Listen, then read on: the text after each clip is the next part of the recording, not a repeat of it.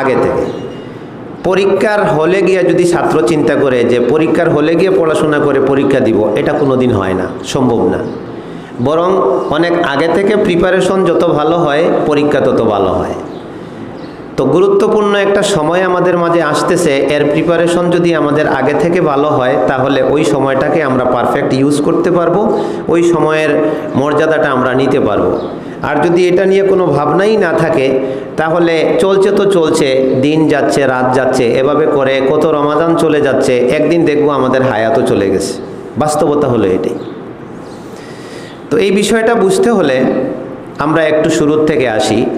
কোরআন মজিদের একটা সূরা আছে, ছোট্ট সূরা, যে সূরাটা সম্পর্কে ইমাম শাফিঈ রহমতুল্লাহ আলাইহি বলতেন যে আল্লাহ রাব্বুল আলামিন যদি আর কোনো সূরা নাজিল না করেও শুধু এই সূরা নাজিল করে থেমে যেতেন তাহলে মানুষের হেদায়েতের জন্য এই সূরাটাই যথেষ্ট হতো। সুবহানাল্লাহ, কি এমন মারাত্মক কথা আছে এই সূরার মধ্যে যে তিনি এটা বুঝলেন যে এই সূরাটাই উম্মতের নাজাতের জন্য যথেষ্ট ছিল।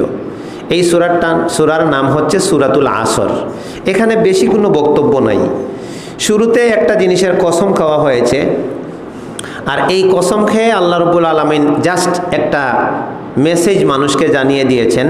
সেই মেসেজটা হচ্ছে যে সমস্ত দুনিয়ার মানুষ ক্ষতির মধ্যে আছে, যারা 4টা গুণ অর্জন করে তারা ক্ষতির থেকে বেঁচে যায়। আর তেমন কোনো কথা এখানে নাই। ওয়াল আসরি, সময়ের কসম, যুগের কসম, ইন্নাল ইনসানা, অবশ্যই মানুষ, লাফি খুসরিন, অবশ্যই ক্ষতির মধ্যে। 2বার অবশ্যই বলা লাগলো অনুবাদে। কথাটাকে এত জোর দিছেন আল্লাহ, ব্যাকরণ অনুযায়ী ইন্নাল ইনসানা ফি খুসরিন বললে হতো, অথবা ইন্না লাম বাদ দিয়ে ওয়াল আসরি আল ইনসানু লাফি খুসরিন বললেও বাক্যটা হয়ে যেত।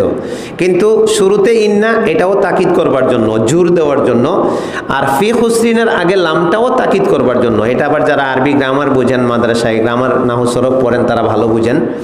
তো এই লাম আর ইন্না দুইটাই শক্ত করবার জন্য কথাটা আল্লাহ নিয়ে আসছেন যে সময়ের কসম, অবশ্যই অবশ্যই মানুষ ক্ষতির মধ্যে। আর আল্লাহর কথাই ঠিক, আল্লাহর কথাই ঠিক। কারণ আমরা বাস্তবের দিকে তাকাইলে আমরা যা দেখতে পাই তাতে সফল মানুষের চেয়ে ব্যর্থ মানুষের সংখ্যাই বেশি নজরে পড়ে।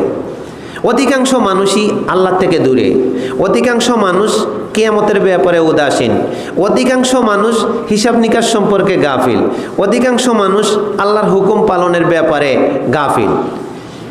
এই জন্য আল্লাহ রাব্বুল আলামিন কি বললেন যে সময়ের কসম, অবশ্যই অবশ্যই মানুষ ক্ষতির মধ্যে আছে।